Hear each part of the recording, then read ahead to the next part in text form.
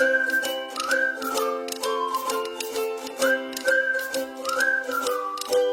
news mga ka-FM TV. Alam nyo ba na pwede na nating madala or matapos sa isang araw kapag lumakad tayo sa BIR ng update ng ating business name, mag-request ng ATP, and kumuha na rin ng COR. 'Di ba? Lahat po 'yan makatatapos na natin or makukuha natin within a day. Kaya sobrang napakabilis na naging maganda po ang resulta ng lakad ko. So ito po ang i-share ko sa inyo ay para po makatulong po sa inyo doon sa mga naglalakad para hindi po kayo pabalik-balik sa BIR, para isang araw nyo lang po silang lalakarin. So ano-ano nga ba ang dapat dalhin kung kayo po ay mag-a-update ng pangalan or ng ini-information ng inyong business? Okay. So, ang kailangan nyo lang po na dalhin ay ang original ORCR ng inyong business, SPA kung hindi po kayo ang owner ng business.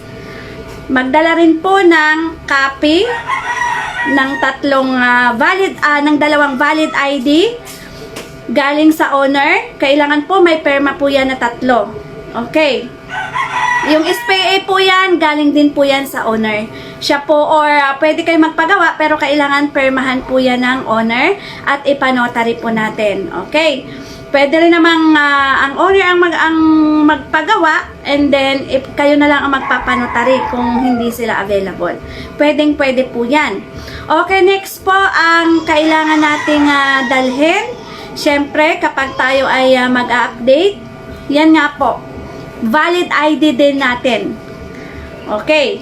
Isa po yan sa mga kailangang hingin doon.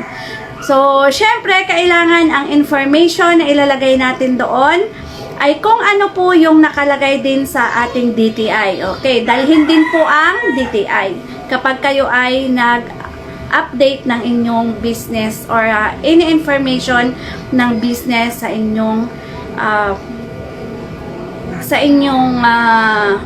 ng any information sa inyong business. Okay.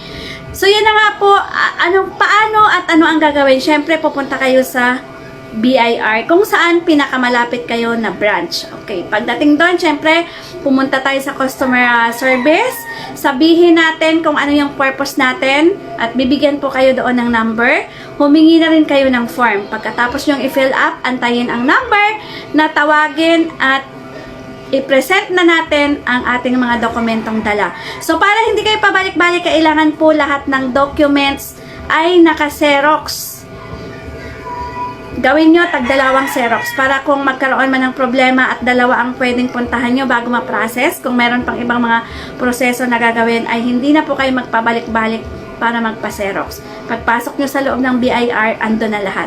So, hopefully guys, na makatulong po sa inyo yung ating video na to. Again, ano po ang mga kailangan kung tayo ay mag-update ng information, ng business information sa BIR. Kailangan ang original ORCR, kailangan ang SPA, kailangan ang 2 valid ID ng owner, may perma na 3 sa baba ng ID. And number 4, kailangan po maka-fill up tayo ng original form ng 1905. At kailangan din po ang DTI ng business name natin. Kailangan din po ang ID natin na valid. At lahat po yan ay kailangang i-xerox natin. Ayan. Hopefully, na nakatulong po sa inyo ang ating short video tips for today. At kung nagustuhan nyo po ang ating mga sinishare na video tips, paki-like, share, and subscribe po sa ating channel. Meron din po tayo yan sa YouTube. Thank you for watching!